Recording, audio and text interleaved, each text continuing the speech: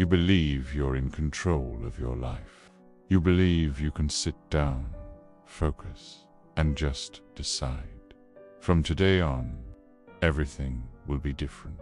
And yet, something inside you keeps pulling you back to that habit you're so tired of, back to the behavior that you know is slowly destroying you. You feel the guilt, the shame, the anxiety, and still you repeat it. This isn't happening because you're weak. It's happening because this very mechanism is built into the fundamental structure of your psyche. Most people think self-sabotage is just a moral failure, a lack of discipline, or a problem of motivation. But let's be honest, if that were true, you would have already fixed it by now. You're not unintelligent. You have goals. You have resources. You understand exactly what is harming you. And yet, every single morning begins with a firm intention, and every evening ends with the exact same patterns. That endless scrolling just for a minute that somehow turns into an hour. The same comfort food, the same negative thoughts, the same negative reactions. You promise yourself, this is the last time, and then you find yourself right back where you started. This is not a coincidence. This is a system. It's a system where your brain has learned to find relief and even a strange kind of pleasure from behaviors that are slowly dismantling your life. And here is the most crucial point I want you to understand. This is not your fault. This is biology. It's psychoanalysis. It's neurochemistry. It is years and years of unconscious training that you never even knew was happening. If you don't understand how this internal cycle works, you will remain its hostage, no matter how strong your willpower or your intentions are. There is something deep inside you that resists change every single time you try to move forward. It doesn't resist aggressively or loudly. It's quiet. It hides in your fatigue. It hides in your habits. It whispers thoughts like, I'll just do it later. Banned. And this quiet, subtle force is exactly what's controlling your most important decisions. The famous psychoanalyst Sigmund Freud once said, "The ego is not master in its own house." This is a profound statement. It means that most of what you consider to be your thoughts doesn't actually originate from your conscious choice. These thoughts and urges emerge from your unconscious. Think about it. You don't choose when the impulse to distract yourself suddenly appears. You don't choose when the urge to procrastinate arrives out of nowhere. It happens automatically, and you are left to simply react to it. Inside of you, there are powerful forces operating that do not ask for your permission. These are instincts, patterns encoded in your childhood, and unconscious fears you're not even aware of. These forces will always choose familiarity over growth. They will choose safety over truth. They will choose stability, even a destructive stability, over the uncertainty that comes with change. Your psyche, at its core, does not want change. It craves predictability. And so, every new action you try to take is perceived by this system as stress, tension, and a potential risk. What's the most dangerous part of all this? This entire system is invisible. It operates in the background of your mind. It doesn't scream, "Don't do it." Instead, it just gently shifts your focus. It offers you a perfectly plausible excuse. It creates a subtle feeling of anxiety about the new thing you want to do. It suggests a compromise. It whispers tomorrow, and you agree without even realizing that you just lost another internal battle. You've been outmaneuvered by a part of yourself you didn't know was there. So let's look at how this plays out in real life. Imagine you decide to start a new fitness routine. Your conscious mind is excited. You have the gym clothes, the plan, the motivation. But when the alarm goes off in the morning, your unconscious mind activates its defense system. A thought pops into your head. I didn't sleep well. I'll be too tired. Or maybe it's a feeling of dread, a physical heaviness. Or perhaps you suddenly remember an urgent email you have to answer right now. These are not random occurrences. This is your psyche's strategy to maintain the status quo, to keep you in the predictable, familiar zone of not going to the gym. This internal conflict is the root of so much frustration. It's the reason why you can read all the self-help books, watch all the motivational videos, and still feel stuck. You're trying to fight a war using only your conscious mind, which is like trying to win a battle with only 5% of your army. The other 95%, the unconscious, is working with its own agenda. It wants to protect you from the perceived danger of failure, judgment, and the unknown. And its favorite weapon is procrastination. Procrastination isn't laziness. It's a sophisticated emotional regulation strategy. By putting something off, you get immediate relief from the anxiety associated with doing it. Your brain gets a tiny hit of dopamine for avoiding discomfort, reinforcing the cycle. This hidden system governs everything. It dictates the partners you choose, the career risks you avoid, and the conversations you never have. It's the invisible fence that keeps you inside your comfort zone. Every time you approach that fence, an internal alarm goes off. Anxiety, doubt, self-criticism. These are not signs that you're on the wrong path. They are signs that you are challenging the old programming. You're pushing against the established boundaries of your own psyche. The mistake we make is interpreting these signals as a stop sign, when in reality, they are a sign of potential growth. You've probably noticed that the closer you get to a real breakthrough, the stronger the internal resistance becomes. This is what's known as the terror of the new. Your old self is fighting for its survival. It knows that if you change, it will have to die.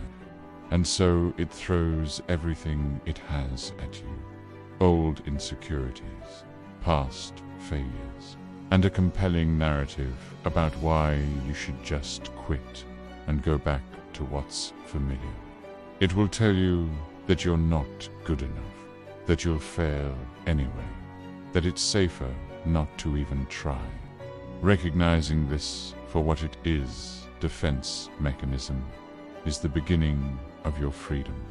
I want to end with this crucial reminder. You are not broken. You are not weak. You were simply never taught how your own psyche actually works. Inside you exist powerful forces with their own logic and their own interests. If you don't learn to see them, to understand them, and to work with them, they will continue to run your life for you, often against your own conscious wishes. The very first step on this journey is not about control. It's not about willpower or forcing yourself to do things. The first step is simply recognition. It's about learning to see the invisible forces at play. Have you ever felt a part of you that craves life, that wants to build, create, and connect? And at the same time, have you felt another part, a quieter part, that just wants to rest? A part that longs for stillness, even if that means just disappearing into the background for a while. It turns out there's a reason for this. These two powerful forces are constantly at play inside you, shaping your habits, your choices, and your energy levels every single day. One of them is the hero of your story. The other one, well, it might be quietly running your life without you even knowing. Let's talk about something a bit radical. Something Sigmund Freud was one of the first to say out loud. He suggested that inside every single one of us, there isn't just a drive to live, but also an unconscious pull toward what he called the death drive. He named it thanatos. Now, this doesn't mean a desire to actually die. That's a common misunderstanding. Think of it more as a desire to stop struggling. It's the deep-seated urge to dissolve tension, to quiet the noise, to return to a state of peace and silence. It's the part of you that whispers, just let go. Standing in direct opposition to this is Eros. This is the life force. It's the drive for creation, for connection, for learning things up. Eros is the energy that pushes you to start a new project, to take care of your health, to seek deeper relationships, to challenge yourself and grow. These aren't just abstract psychological theories. You feel the push and pull of Eros and Thanatos every single day. When you wake up energized, ready to tackle your goals, to work on that passion project, or to really connect with someone you love, that's Eros leading the way. But what about when you find yourself just wanting to disappear, to avoid your responsibilities, to numb out the stress and anxiety of the day? That, my friend, is Thanatos. The tricky thing about the Thanatos is that it's a master of disguise. It never announces its true intentions. It doesn't show up and say, hey, let's ruin your life today. No, it's far more subtle. It hides behind seemingly harmless behaviors, things we all do. It's the voice of procrastination that says, I'll do it tomorrow. It's the irresistible pull of your phone, leading you down a rabbit hole of endless scrolling. It's the impulse to grab another snack, not because you're hungry, but because you're bored or stressed. It's the siren call of one more episode, one more video, one more click. Thanatos doesn't go for a quick, dramatic knockout. Its strategy is slow erosion. It wears you down, little by little, through sheer repetition. Every single time you choose a momentary escape over a meaningful action, you're feeding Thanatos. You're making it just a little bit stronger, reinforcing its influence over your behavior. And here's the kicker. Your own brain is its accomplice. This is where the story gets even more interesting, because this is where dopamine comes into play. There's a huge myth that dopamine is the pleasure molecule. It's not. That's a massive oversimplification. Dopamine is actually about motivation and anticipation. More specifically, it's the urge to repeat an action that once brought you relief from discomfort. Think about it. You feel a pang of boredom. You're anxious about a deadline. You're just plain tired. Your brain immediately scans its memory banks, asking a simple question. What worked last time? What made this feeling go away, even for a second? And the answer comes back instantly. Scrolling on your phone worked. Eating that comfort food worked. Watching those videos worked. And so, dopamine fires up. It floods your system not to give you pleasure, but to create a powerful craving. It screams, "Do that thing again." It will bring relief. This happens even if you felt empty or guilty afterward. The immediate relief is what your brain remembers and what the dopamine circuit locks onto. This creates a perfect, self-perpetuating trap. Thanatos, the drive for stillness and escape, hides behind the dopamine-driven urge for relief. You think you're chasing a moment of pleasure, a little break, a bit of fun. But what you do, unnoticed, is that you're repaying for that momentary relief with your most valuable resources, your energy, your focus, and your inner strength. You're trading long-term vitality for short-term comfort. Thanatos doesn't need you to have a major life crisis or a dramatic downfall. All it needs is for you to live on autopilot, to just go with the flow of least resistance. That is more than enough for it to win. This explains so much about modern life. It's why you can take a break for 2 hours scrolling on your phone and feel more exhausted than when you started. It's why true, deep rest seems so elusive. You might spend a whole weekend doing nothing, but you don't feel restored or recharged on Monday morning. It's why focusing on a single important task can feel like an impossible, monumental effort. The constant stream of low-effort, high-dopamine distractions has trained your brain to seek the easy way out. Thanatos doesn't attack you with force. It sedates you with comfort. It whispers soothing lies. This isn't that urgent. You've done enough for today. You deserve a break. And who doesn't want to believe they deserve a break? Eros, the life force, has a different approach. It's often quieter at first, and it demands effort. It knows that true satisfaction and meaning often require you to push through discomfort first. Think about exercise. The first few minutes are the hardest. Think about having a difficult but necessary conversation. It's uncomfortable. Eros offers discomfort now for a payoff of meaning, growth, and genuine fulfillment later. Thanatos does the exact opposite. It offers the comfort, the relief, the easy escape right now, and leaves you with a bill of emptiness and regret to be paid later. This epic battle between Eros and Thanatos isn't fought in the big, life-altering decisions you make once a year. It's fought in the tiny, split-second impulses that happen 100 times a day. It's the choice between picking up a book or picking up your phone.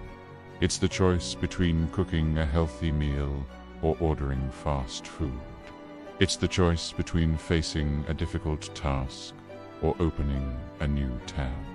If you aren't aware of which force is driving your impulses, you risk slowly and unconsciously drifting away from the life you actually want to live. You start living a life dictated by the pursuit of comfort and the avoidance of struggle. Now, it's crucial to understand that Thanatos is not some evil enemy you need to vanquish. It's a fundamental part of you. The problem arises when it's out of balance, when it operates in the shadows, hijacking your behavior without your conscious permission.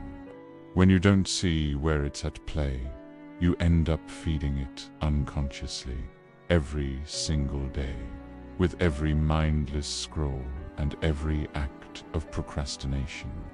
True freedom begins with seeing this inner duality clearly. It starts with recognizing the voice of Thanatos when it whispers and understanding the dopamine trap it sets. It's about learning to distinguish between genuine, restorative rest and the seductive numbness of escape. It's not about fighting yourself, but about understanding yourself. By bringing awareness to these hidden forces, you can start to make more conscious choices.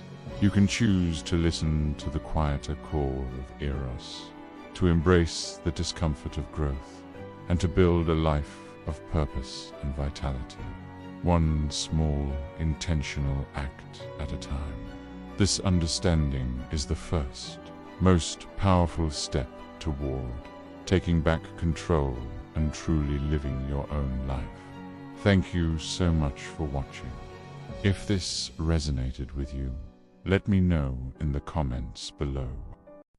You get it, right? You understand everything. You've read the books, watched the videos. You know exactly what's harming you. You know all about how dopamine works. You've even heard about concepts like Thanatos, the death drive. So, let me ask you a question. Why don't you change? If you know so much, why are you still stuck? It's because understanding on its own is not enough. Knowing something intellectually is completely different from changing your behavior. Think about it. Every single time you've tried to change, what happens?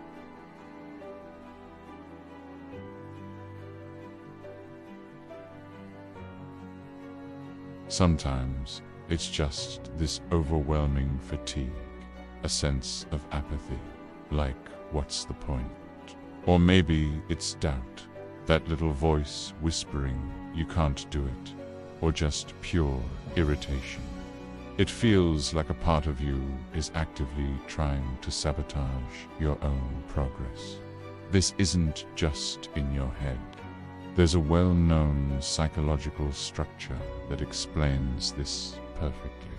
Sigmund Freud described it over a century ago.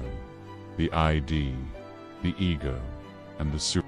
Let's break it down, because this is the key to understanding your inner battle. First, there's the id.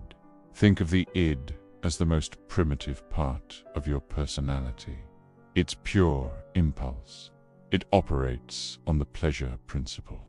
It wants what it wants, and it wants it right now. Relief, pleasure, satisfaction at any cost. This is where that death drive, Thanatos, lives. It's the part of you that craves escape, numbness, and the quiet of non-existence, even if that escape comes through destructive habits.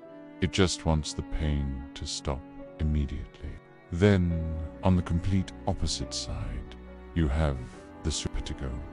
The superego is your inner critic, your moral compass, your judge. It's built from all the rules and expectations you've absorbed throughout your life from your parents, from society, from your culture. It's the voice that tells you what you should be doing. And when you don't meet its impossibly high standards, it punishes you. It doesn't use physical force. It uses guilt, shame, and a heavy dose of self-contempt. It's the source of that feeling that you're never good enough. And right in the middle, caught between these two powerful forces, is the ego. And the ego, well, that's you. Your conscious self, the part of you that's just trying to navigate daily life, trying to function. You constantly trying to mediate between the ID's impulsive demands for immediate gratification and the superego's relentless punishing judgment. It's a constant, exhausting negotiation. Now, let's see how this plays out in real life. Let's say you decide to change a habit. You're motivated, you're ready, you're using your willpower, but then you have a tough day. You're stressed, you're tired. The ID screams for relief. It wants that old, familiar, destructive comfort. And in a moment of weakness, you give in. You relapse. What happens next? The superego immediately swoops in. It starts its attack. See, you're weak. You have no self-control. You'll never change. You're a failure. It floods you with shame and guilt. And what does the ego you do under this brutal assault? It collapses. The weight of the self-criticism is too much. You feel defeated, hopeless, and in that state of collapse, feeling worthless and overwhelmed, what happens? The ID sees its chance. It says, "Hey, this feels awful. I know how to make it better. Let's get some relief." And so you dive even deeper into the very behavior you were trying to escape. And just like that, the cycle repeats. Relapse, punishment, collapse, escape, over and over again. This is not about being lazy. This is not a character flaw. This is a structural problem within your own psyche. You are caught in a feedback loop from hell. So, if you can't just willpower your way out of this, what's the solution? You might think you need to declare war on these destructive parts of yourself, to crush the ID, to silence Thanatos. But that's the biggest mistake you can make. Trying to defeat Thanatos by force is like trying to put out a fire with gasoline. The war only strengthens the inner conflict. It makes the ID push back harder and gives the superego more ammunition to attack you with. You end up more exhausted and more entrenched in the cycle than ever before. Here's the paradigm shift you need. Thanatos is not your enemy. Let me repeat that. That destructive impulse is not your enemy. It is a coping strategy. It's a deeply misguided, but ultimately protective mechanism. It only shows up in places where life feels unbearable. It's the part of you that's trying to shield you from overwhelming pain, fear, or trauma. It just happens to be doing it in a very destructive way. It's like a guard dog that's become too aggressive and is now attacking everyone, including you. The solution isn't to shoot the dog. It's to understand why it's so scared and retrain it. So, the real work, the work that actually creates lasting change, begins with radical honesty. It begins by turning towards the pain, not away from it.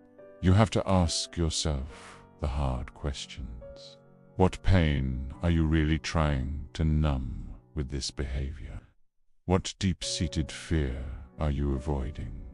What unresolved memory, what old wound lies buried underneath this compulsion? These answers won't come from sheer willpower. They won't come from gritting your teeth and trying harder. They come from awareness. They come from developing a practice of self-observation without judgment. This is where tools like journaling become invaluable. Writing down your thoughts and feelings without a filter can reveal patterns you never knew existed. It's about observing your impulses as they arise. When that craving hits, instead of instantly giving in or instantly fighting it, you pause. You take a breath and you get curious. You ask yourself, in that critical moment, what is this? Is this a drive towards life, connection, and growth? Or is this thanatosis, this a drive towards escape, numbness, and destruction? Is this choice going to lead me towards more life or more emptiness? This simple act of pausing and asking creates a space between the impulse and the action. In that space, you have a choice, and that choice is where your power lies. Your brain is not fixed. It's plastic. It can and does change throughout your life. But it doesn't change instantly, and it certainly doesn't change through punishment and self-attack. New neural pathways are formed through one thing: the consistent repetition of meaningful action. Every time you choose a new, healthier response, you are carving a new path in your brain. It's like clearing a trail in a dense forest. The first few times, it's incredibly difficult. The old, destructive path is wide and easy to follow. The new one is overgrown and requires effort. But the more you walk that new path, the clearer it becomes. You need to consciously replace destruction with movement. When the urge to numb out hits, go for a walk. Put on some music and dance. Do something physical. Replace avoidance with presence. When you feel that wave of anxiety, instead of reaching for your phone, sit with the feeling for just 60 seconds. Notice where it is in your body. Breathe into it. Just be present with what is. When your dopamine system, your brain's reward center, starts to associate relief and pleasure with these new, constructive actions, something magical happens. The entire system starts working for you, not against you. Growth itself becomes the reward. The goal here is not to completely erase thanatos. That's impossible, and it's not even desirable. Those darker impulses are part of the human experience. The goal is to stop letting it rule your life from the shadows. It's about bringing it into the light, understanding its message, and integrating it in a healthy way. When you do that, you take its power away. That is how the return to self begins. So remember this: you don't need to fight yourself. You're tired of fighting. You need to understand yourself. That pattern of self-sabotage you're so ashamed of, it's not a flaw in your character. It is a signal. It's a message from a wounded part of you that is desperate for your attention. And if you can learn to stop, listen, and read that signal, you can finally begin to heal. You can finally begin to live consciously. Thank you for watching. If this resonated with you, please consider subscribing for more content on how to understand your mind and change your life. If you're still here, still watching my videos, I just want to say something simple. Thank you. In this world of endless noise and constant distractions, the fact that you choose to spend your time here with me means more than you can possibly imagine. It means you're one of those rare people who wants to go deeper, who wants to question things, and who looks for answers inside yourself, not just on the surface. I am honestly so happy that there are people like you who share these interests, these questions, and this search for meaning. So, if you feel like this space resonates with you, please hit that like button, subscribe to the channel, and maybe share this video with someone you know who might need it. Your support helps this content reach more people who are also quietly searching. Thank you for being here, really.